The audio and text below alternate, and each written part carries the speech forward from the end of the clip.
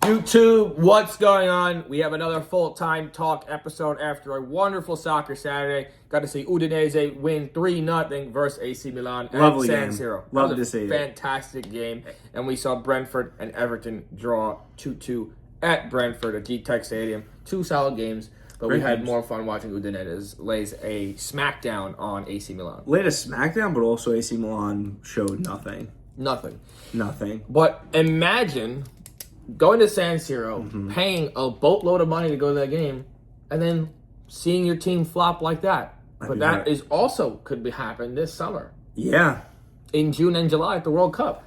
Yes, indeed. Which I think was a fun transition. It was a good one. It's very clever. Have you seen the prices? We were going over them before. They're actually astronomical. Like, yeah, like I just wrote down a few prices. For a good game like Brazil-Morocco, $14.72, close to $1,500. You're probably paying close to $16.50 at the tax. You still got to get there, that whole and thing. Especially if you're not from the country, how are you going to the games? France-Senegal, $8.62. Norway-Senegal, $5.12. Ecuador-Germany, $1,091. Panama-England, $9.18. And then in the final, you have at MetLife, $8,626 for the cheapest seat. And when I go, I'll show you what the rest of the tickets are going for like lower bowl. It's close to $20,000. It's absolutely ridiculous. Like I think this might be the lowest attendance in World Cup history. Well, or they're going to drop off. They're not even. So I was watching. So it was like Wayne Rooney, and he was talking about when they had to go to South Africa, and it was a similar problem. Not so much. I don't know about the ticket prices there. But it's so far away that a lot of fans just are not coming. They're not coming. You know what I mean? Now, we're not going to get political with the immigration stuff. Like, a lot of people aren't going to come because you also have to get visas for if you're going to stay for a longer period of time, like a month or so. Yeah. Some players might not go. Like I heard from some of the lower teams, they might just not join the national team for political reasons. But then you have like the prices, Like I know the Club World Cup this summer was so under-attended. Like they didn't sell like 4 million tickets. Nobody cared about it, including myself. They also didn't publicize it. Did you watch? I didn't know it was happening. I vaguely knew it was happening, but like I heard Thierry Henry say this, and I was like, "You're spot on, sir." How much more can you like? Fans only have a certain amount of money. Yep. And they're creating all these different cups. So, like, let's say you're an Italian fan. You have regular domestic. You have Coppa Italia, Super Coppa Italia, Club World Cup, regular World Cup, Euros. At some point, you run out of money. Yeah.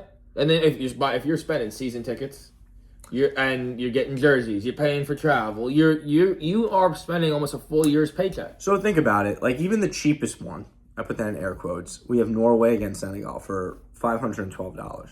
Let's say you're Norwegian. You have to fly. I don't know where that game is. It could be in Canada, United States, or Mexico. Yeah. One of the three countries. You're still flying from Norway to, let's just assume it's in the U.S., to the United States. I don't know how much that run you. Probably another $1,000 round trip. Who knows? Yeah. You have to get a hotel. That's $300 a night. But also, if your hotel's near the stadium, they know that.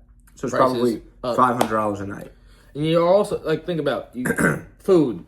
Everything. Hotels. You're paying for probably souvenirs. You're probably also staying here for travel after the World Cup. If you're also want to see the U.S. You're also taking off from work. So you're technically, and if you don't have PTO, you're not getting paid. And if you have PTO, you're wasting your time off. That would be crazy. It's a lot of money. It's more than just a monetary loss.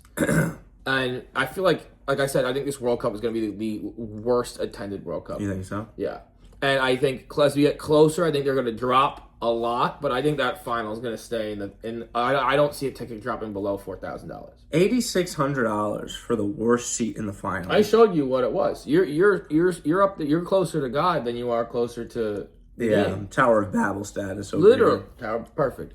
Tower of Babel status. But honestly, if you got shout out sister and her husband, they got on a wait list. Those tickets were still expensive, and they were able to get them. Yeah. Congrats to you guys. But it was a draw. I'm pretty sure they're going to a France. They got lucky and they got a France game. But those tickets now have tripled. But they could have got a rando. They could have gotten Senegal's not rando, but let's just say for whatever reason, I know they're probably not in the same group. Ecuador versus Senegal. Yeah. It's like Senegal is great, Ecuador is great, but I want to see France. I want to see Argentina. I want to see U.S. play. It's going to be tough to afford a game that you want to see. Oh yeah. And we were talking about before too that I would rather just sit on the couch with you and watch the game. 100%. Get food, watch the game, $50. Yeah, Max. including food. Max.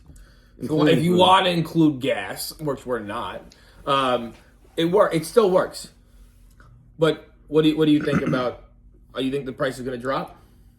Maybe, or yeah, they might drop if like Club World Cup status. They just are not selling tickets, and they just refuse to lower. I mean, you were checking before. Did it look like a lot were sold out or no? No. There's a lot of empty seats. The prices are astronomical. Because who has the money to do this? And on top of that, like I said, you have to travel all the way here. And excuse me, I think FIFA is underestimating how gargantuan the United States of America is as a country, right? So it's like, I know they had it in Russia, and that's also an extremely large country. It's bigger than America.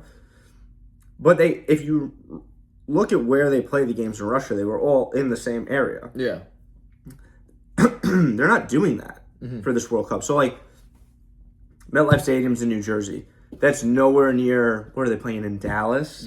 You can't drive between Jersey and Texas. I mean, you gotta hop on another flight. You physically can drive between New Jersey and the state of Texas. But you might not make the game. You're not. No. Like, if it's a Tuesday and you have a game on a Thursday, and even if you do make it, you're going to be exhausted. You just drove, like, 1,500 miles. Is it really an enjoyable opportunity? No. And if my team's playing, if let's just say my two teams, one's going from let's just say MetLife to then Mexico. Yeah.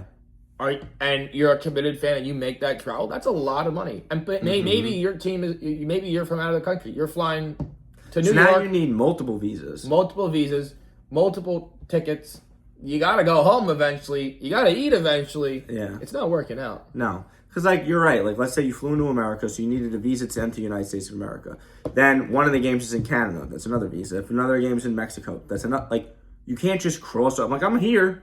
Yeah. No. It's a process. Major process. That was it. But now this is their new thing. They're having it in multiple different countries, which I don't agree with. I think the Euros are in Italy and in Turkey. Which, like, okay, that one baffles me. Yeah.